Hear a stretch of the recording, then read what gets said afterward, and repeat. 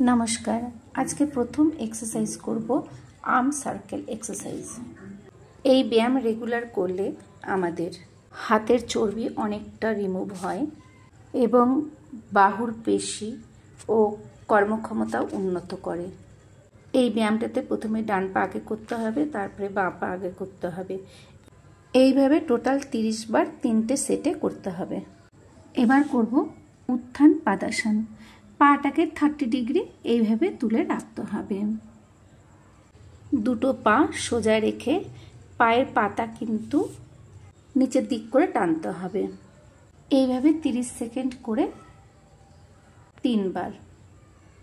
এবার করব boat pose. এই বোট পোজ যোগা বা আগের উত্থান পাদাসন যোগা সেম বেনিফিট, যেমন আমাদের পেটের চর্বি সরাতে সাহায্য করে, থাইরয়েডের উপকার করে আর পেটের মাসল স্ট্রং হয়।